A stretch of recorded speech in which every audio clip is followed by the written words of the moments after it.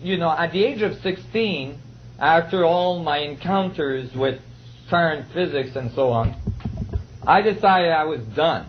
And it's great because I just went to the Einstein exhibit in New York and found out that Einstein did the exact same thing and quit school at 16. But I was, you know, I couldn't keep doing this. I was just running into troubles everywhere I went. And so I started to teach skiing.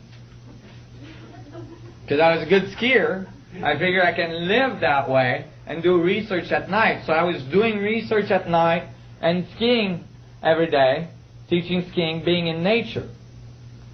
And I was like,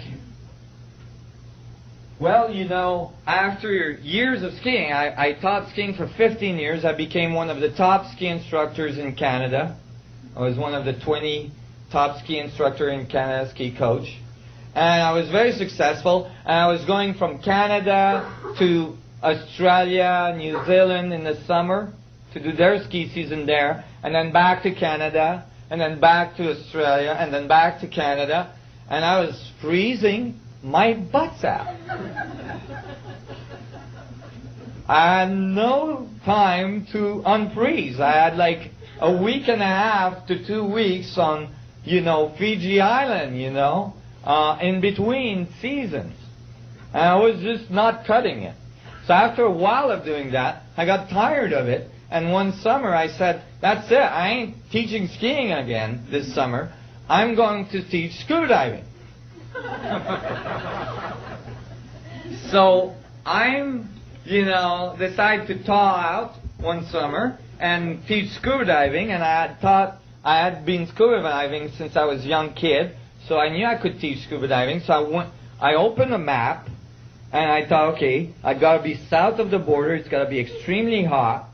And so I took a map of Mexico, and I found this little island called Isla Mujeres. And I thought, wow, you know, I was a ski instructor. Island of the women, man. That sounds good to me. So I decided that I was going to go to Isla Mujeres. So I went down there and I got a job as a dive master, and I started to, you know, dive master down there, and I learned a lot and all this. And then one day I had a day off, and I decided to go for a little expedition. And I hadn't seen the pyramids, so I decided to go to Chichen Itza, the pyramids of Chichen Itza. Well, you know, it's like you get in the bus. You know, I had to take the ferry from the island. I got in the bus, you know, with the chickens and the pigs and everything. And I'm going through the jungle, you know, for hours. And then finally, you see these pyramids sticking out of the jungle in the middle of nowhere. And it's like, huh? And they're like these huge monuments.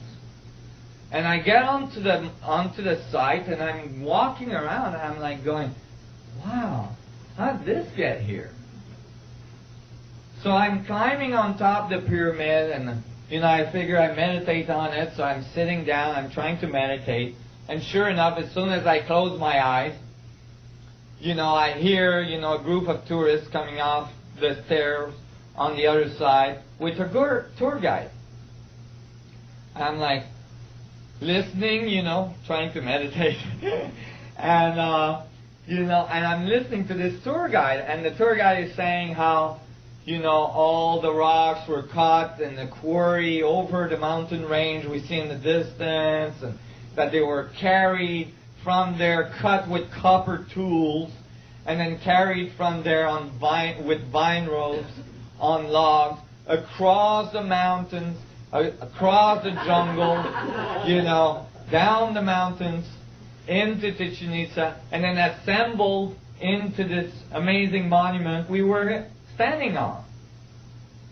I'm listening to this, and I'm going, really? And then he mentioned that actually the monument was actually carved and cut perfectly so that on the solstice every year, when the sun rises, it casts a shadow of a snake going up the stairways, and the snake head is carved on the bottom, and it really works. And I'm listening to this and I'm like, wait a minute. That doesn't sound right.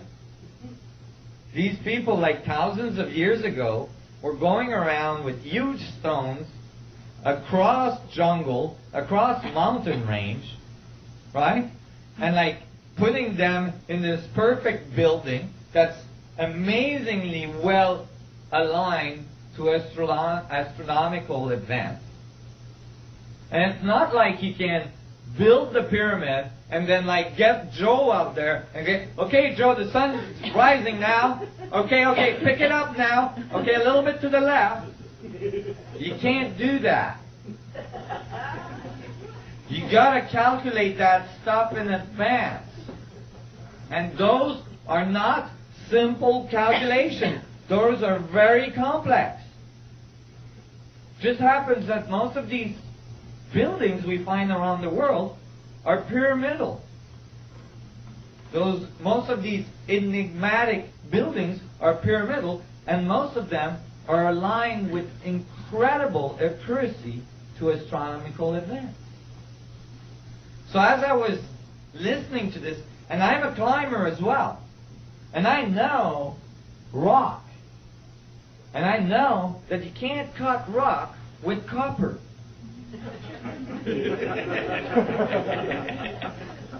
And I find out later on that archaeologists say, oh well, they had a way to temper the copper so it became hard. And I was like, okay, can anybody else do that? No. You mean that with all the millions of dollars that are invested in research in metallurgy, nobody is able to harden copper, but the ancient people thousands of years ago could do it? The other thing is that, have you ever tried to pull rocks on logs in the jungle with vine ropes? And now, you're talking about people that didn't have the pulley. So now you got to stack these rocks to make your pyramid without a pulley. That didn't sound right to me. Just because I'm a type of a logical person. And I was standing on top of this pyramid, kind of scratching my head, going, oh my God, that doesn't sound right. There's got to be some mystery we're missing here. And then it hit me. It's like, wait a minute. This is a pyramid. And there's pyramids all around the world from these ancient civilizations. Why were they all building the exact same geometry? Why didn't they make a cube? What's going on? What's with this pyramidal thing? And I thought, okay, maybe this is a long shot, but maybe they knew something about the fundamental structure of the vacuum. Maybe they knew something about the logos of reality, the fundamental structure from which everything emerges. And maybe pyramids are involved in that. So when I got back home, at the time I lived at Whistler, Canada, a big ski hill, I went to my local library. Well, in a ski resort, library is not, so elaborate. But I was looking for information about ancient civilization, and the first book I came across was titled Mystery of the Mexican Pyramid by Peter Tompkins. And I thought, oh, that's a good title. Definitely is a mystery there. And I opened it randomly, if there is such a thing. And when I did, this graphic, this is not my graphic, this graphic was on the page. A tetrahedron within a sphere. Well, I had spent, by then, a very long time coming up with the idea that a tetrahedron and a sphere must be part of the geometry of reality.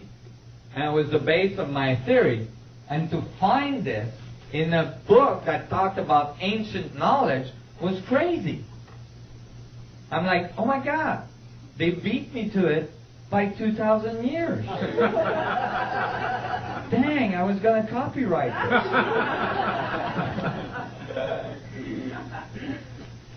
And I was like, oh, what's that doing there? And, you know, there was a whole elaboration about the relationship of a tetrahedron to a sphere, showing that a tetrahedron has a very interesting relationship to the sphere, where it intersects the sphere at exactly 2/3 down, 1/3 up, if one point is on the south, or if one